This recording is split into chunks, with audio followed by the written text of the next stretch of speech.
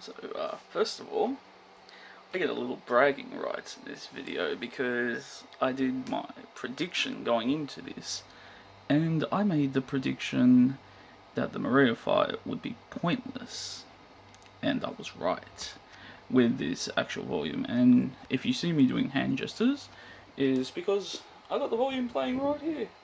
This is a current episode, and I will show scenes of it, but as starting up, I'm not playing sound at all, and it's already gonna get tagged because I have to upload this to YouTube first, and it'll get taken down. Then you gotta dispute it, blah blah blah. So first of all, yes, it did come across pointless, but before we get to that, I have a little something that I discovered rewatching this scene. It starts off with Neo and Cinder having a little conversation, and in all honesty, I'm neither good nor bad about this scene. I really don't care because in the context they could have literally put this scene that's about to show up, if it loads, if it decides to load. Yeah. Cinder doing her shit. This scene could have legit been in the last episode when Cinder and Neo have their little pointless confrontation. But the fun part of this episode, besides Cinder changing the weapon in her hand multiple friggin' times, actually comes out of Neo. Neo has a little surprise for us. She got a little cosmetic add-on. So as soon as the bitch turns around, I kind of missed it, but you can. Where is it? I'm trying to see. It's a pain in the ass. I wish I did have a computer. I could do this much easier. If I can go back to there. Can you go back? This is a bitch on the PlayStation, I'll tell you. And no, you can't. Oh, wow. If anything, PlayStation's horrible for watching this shit. If anything, Neo herself has a new colour on her palette. If you pause it at the direct moment and you're looking directly into that cute face that people can't deny, and I finally got it, you're gonna see green eyeshadow, which comes across, either they've done it intentionally and they've added green to Neo's palette, or they're recycling animation, the faces. I mean, all you really have to do is change the hair. The whole face and eye color shit can be changed. Simple as just changing it. So I wonder if it's intentional for her to have green eyeshadow. I would have to go back and look at the previous episode to see if she had it last episode, and in the next episode, if we see her, is she still gonna have it there? If not, this is that's a bit of a sloppy. It's a little thing, but still, it's pretty sloppy. Or it could be a new color. Who knows? She's going from Napolitania to having mint flavored ice cream as well. Branching out. But it is interesting. As for the scene itself, they shake hands. It's a deal. We're going after Rwby. But is it the time difference between where the fuck Rwby is and what they're doing is it's all over the place. I don't know the time difference between what the fuck's happening with Neo. And then we come to this scene. This is the entrance to the Maria flashback, and this is a scene I put in my other video, which I will link in the amino post below, where you see me actually rant on this episode before it comes out. I made predictions about it. I said that the fighting would be pointless due to the silver eyes, and a few comments and a few people I've chatted with came back with a simple response, and it was a predictable response, was that silver eyes will have a weakness. And the stupid thing in this episode is, after everyone saw it, it got uploaded during the night, people saw it, I got told on Amino by somebody, the latest episode is out, and I went and watched it, came back, chatted to a few people on the Amino, and the people on the Amino came up with a better understanding, like as a viewer, what they thought was going on. We all came to the same conclusion on this scene. We all came to the same conclusion that the 60 seconds thing happened right after Maria activates those silver eyes. And we're all like, you know what, maybe it takes 60 seconds for her aura to recharge so she can activate the shield that aura is around her body.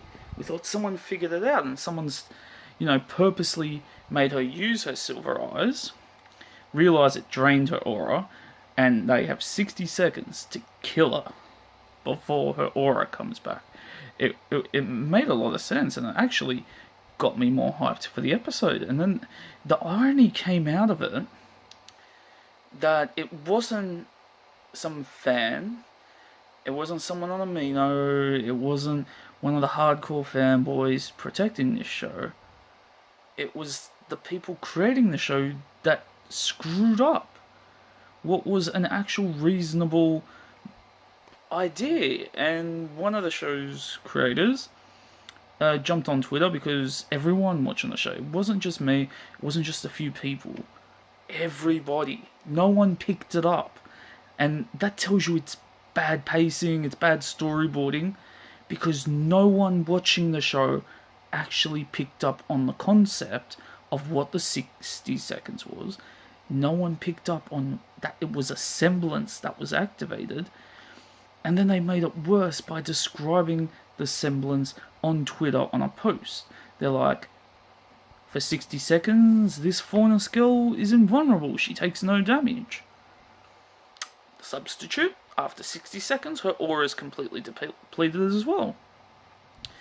And to a lot of people, this came off as really dumb.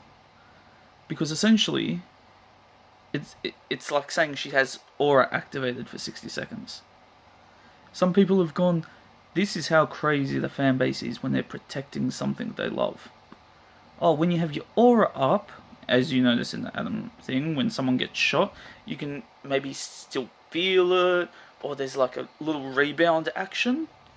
But in this case, with this woman's semblance, getting hit by stuff doesn't affect them at all, so they don't feel the pain aspect. That's the tiny fucking difference between aura and that woman's semblance, is pretty much rebound and pain. And I'm just like, you're really scraping the bottom of the barrel if you're pretty much turning one of your most basic concepts on the show, aura, which you've retconned. I think have they retconned it once, or did they retcon aura twice? The way it operates has been flipped on its head throughout the show's bloody movement. It started like it was always there, then it was only there at certain points, then you had to activate it yourself. So one of the most inconsistent concepts in the show, which is individual to the show, has become a semblance. And it's just like, hang on. If this woman has a semblance that's basically an aura, but it ends up depleting her aura if she uses it, and someone pointed out, like, Puff on Amino, he pointed it out. He goes, this is a really shit semblance. Like, you would never want to use it, because the only effective way you can use it is kind of like in one-on-one battles, like in the scene with Maria, with the fauna skill. Beyond that, you wouldn't be able to use it. You wouldn't be able to take out large amounts of Grim in 60 seconds, or nothing.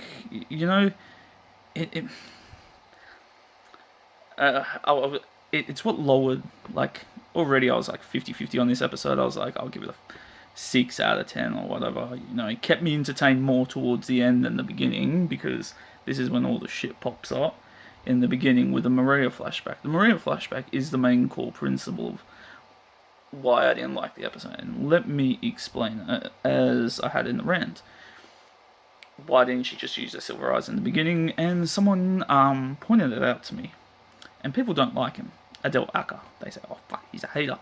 But he points out a very good thing about this scene that I can agree with. It's the Faunus girl and her 2 to 3 henchmen. I'm going to let the scene play out, but I'll show parts of it. Anyway, she's up on the bridge in the mountains, and a Nevermore attacks. And you got to think, the people that jump her, the Faunus girl Tok, they've laid a trap for her. Now, consider this already. If Maria had in fact used their silver eyes up on the bridge, Nevermore flies in, just goes boom, Nevermore dies, she doesn't fall into the trap. But even with her getting on the Nevermore and doing all the bullshit she does, she's up in the mountains on a friggin' bridge, and she just conveniently falls to the one location in this mountain range where they're waiting. Convenience. There's no way logically to explain how they had that trap ready for her in that specific location when she's fighting a fucking Nevermore that can go anywhere. So someone turned around and said one thing. It became a kind of meme I saw somewhere. Someone said, with Rwby, everything is coincidence. Scenes are probably written in reverse. It's like, oh, they're going to have this fight, here we go, against Faunus Girl. And then they wrote it, oh, which Grim should we have? Oh, a Nevermore, because it's the mountains. So they've written the scene in reverse. They did not know Maria was going to land there. Everything's just coincidence. And then we go into big silver eye, Deus Ex Machina bullshit. And when you actually see where she lands, it's kind of like a mini arena. It's like when you look all around her, it's like it looks like there's water. It looks like just rocks sticking up out of nowhere. And she landed on this one artificial arena in the middle of the place. It's like, oh, that's garbage. What did I like about this scene? If anything, the use of gravity dust was impressive. I thought that was really cool. Especially since my OC, the first one I created, Acid, was exclusively uses gravity dust in his weapon.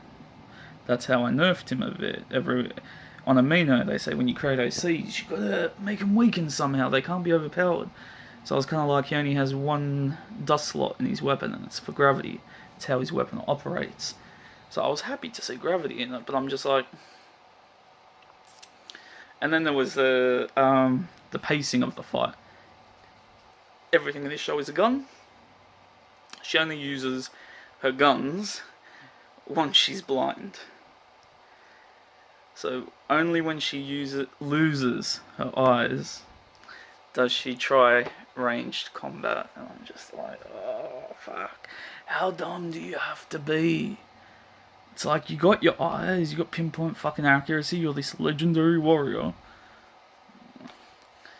And the people that took her down, this is the whole premise of the fight, right?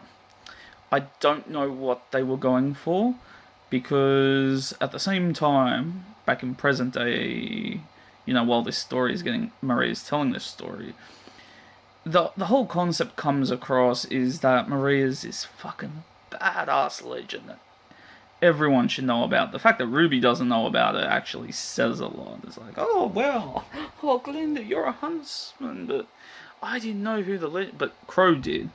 I'm surprised Crow didn't tell her about it, especially since the weapon design and everything that goes along with it. So, yeah, little tiny shit that goes along everywhere. But, yeah, it's basically 2 scythes that turn into a giant scythe with shitty pistols, because guns do nothing in this show. And she loses her eyes, and she doesn't come across as a badass. That's what I'm saying. Maria to me isn't a badass because when you look here, okay, we got Sledgehammer. Wow. Got a guy with a gun. A guy with a rifle on his back. Like, these are some generic fucking bandit idiots. They look like they've been recycled. Two of them look like they've been recycled from the Bronwyn tribe, and the other looks like a runaway friggin' White Fang member. It's like no one's gonna take these three assholes seriously. And then Crocodile Bitch is about to show up. I don't even know how she's Crocodile Bitch. I mean, if those are supposed to be reptile scales, they don't cover all her skin. It's funny how traits work that way. Like the chameleon skin on Thingy somehow covers her whole body, but the reptile scales only cover part of this bitch's body. And because I didn't watch the credits, I didn't watch the concept art, I don't really care about all that bullshit. I didn't know, because at first when you first see her, you know she has sharp teeth, and then you notice the freaking things, and it's like, oh shit, she has two faunus traits. Oh no, apparently in the concept art, it explains that she can remove these teeth. And you're just like, what? Okay, so they went into a lot of detail making the bitch, and one thing I'll quickly notice is they did not recycle this girl's hair for Neo, because she doesn't have green eyeshadow on, despite wearing so much green. On the other hand, she's a boring character. Like, her swords are basic as shit. Nothing great about the swords at all. They're just rapiers. I mean, Scarlet had a better design to his fucking weapons than this bitch. So she comes across as really basic, generic. She's carrying a giant clock that would seem it would be a pain in the ass banging against you the whole fucking time. And that's the whole... And we already talked about this 60-second bullshit that's really fucking weird. And it's hard to tell because she mentions I'm working for somebody. Does that mean it's Salem? Does that mean it was one of the other henchmen at the time? It's not Tyrion. I'm guessing this took place fucking over 50, maybe over 50 years ago. So it's not fucking Tyrion and all that. This is previous freaking generation bullshit. And this would have been just a bit post-war. So, yeah. I don't know. I predicted that this scene, like, the one thing I don't want people to come across this is that overall the animation is good.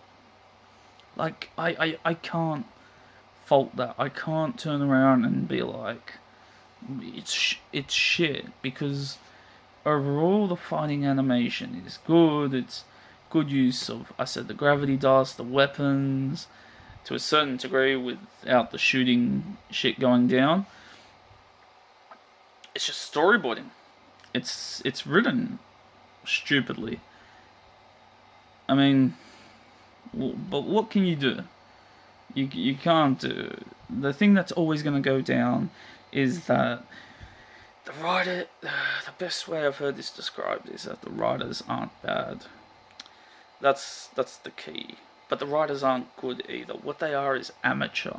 And over 6 years, while they have improved, it's not to the standard of what we usually see in anime.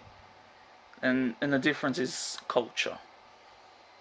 America, oh yeah, you're trying your best, good job, great job, and making them feel better. It's probably the worst part of the Rwby community, is that you'll always pat them on the back for at least trying. As long as you tried, that's the most important thing. And that's a really bad concept to live by, because you don't push yourself as hard as you should. So that's why it comes across as an amateur-ish type of thing. They'll never reach the level of professionalism. And as long as they are inspired by outside sources. Oh, look, it's Peter Pan, she's talk. Oh, like, I've seen hardcore fans already going nuts, pulling out their freaking dicks, stroking themselves. Oh my god, she's the crocodile from Peter Pan. And I'm like, I don't care. I really don't care. This bitch, we're never gonna see her again. It's like, fucking, I don't care. It's like most, like, Scarlet and that we might see in Vacchio, but at the moment, I don't care. Team Coffee, I don't care. I don't care about most of the characters that we've only seen. Neo and that, unless we see Neon and Flint in Atlas, I don't fucking care about these characters. It's the same with Neo. Over the course of so many years, we only saw friggin' like 4 or 5 minutes of her. So she shows up now and I'm like, hopefully she gets character development, but me, I don't care. I'm like, I want the core aspect explored because these are just token characters. We're never going to see Tok again, so I don't give a shit. Maria, she's never going to be in combat to this level, so I don't care about this fucking fight. She's not a badass. She got defeated by some basic bitch. So I don't care about any of this. It's like the Brunswick farm filler. This, instead of making her look like a badass, it's basically the story of how she got her ass kicked. She's not strong. She's not this person to be feared. She got taken out by one bitch in 60 seconds. Congratulations, Maria. You're not a badass, you're not a legend, you're a piece of shit. I mean, the fact that Tyrion hasn't killed Ruby actually says, and someone pointed out one interesting thing, right? If she has this semblance where she's invulnerable for 60 seconds, someone pointed out, why don't you just hold on to her and blow a grenade up right in front of Maria? Like, just hold on to her in a hug, pull the pin, it blows up, Maria gets half her corpse is missing, and the other girl's still got like freaking 30-40 seconds to just be like, eh. Gotta think. Instead, oh look, they're slashing at each other. Ooh. Oh wait, is this basically alright? It's like, you break the show. You don't want to watch what's broken. And if we go into the rest of the show, because I've already gone on about this is a horrible scene in my eyes. It's a pointless scene. And then it's just friggin' Ruby and Bunch bloody yakking on for fucking ages. We get to Argus. Yang puts her bike in storage. They go into the city. It looks more high-tech than friggin' Mistral, this city. Because it's got Atlas's help. Atlas is still in the city. Despite borders closed. Despite stopping trade. We already pointed out that in Atlas the dust trade has gone. He told Jacques, you're not trading when the borders are closed. So I don't see the point in leaving Atlas personnel in another country if trade's down, if you've recalled Winter, who's the elite special forces, and you've left simple people, simple Atlas folk in this one little fucking town for no fucking reason other than coincidence to bring our people over there. So I don't get that about that. I was like, why the hell is there an Atlas outpost? I actually hope the Atlas outpost was empty. That they've taken all their ships, all their military, they've gone. And all that's left is Argus. I thought it was supposed to be a military base, but apparently it's a military base in a fortified fucking city that looks like it's fresh out of Attack on Titan. Or San Francisco. And the only reason they, I think, made it look like San Francisco is because we get the cutesy scene. We finally meet one of Sean's sisters, the only one who's living away from home like him, and she's a lesbian who's married and got a kid, which says it's IVF in this show, which I don't care about. But it was fun seeing them. And my only prediction going into the next episode, and it's probably the only thing I'm looking forward to, and it's a sad thing that there's no more episodes for the year, so we're just sitting on our ass waiting for this, is they're in a house. Congratulations, they went back to the Volume 5 trope. We're in a house again, except Jean's gonna lose his shit, and Ospen's hidden in his Oscar's mind, so Oscar's gonna be on the end of friggin' abuse again for doing nothing wrong. Rwby Volume 6, people. People saying this is the volume that's going to save the show. Let me know.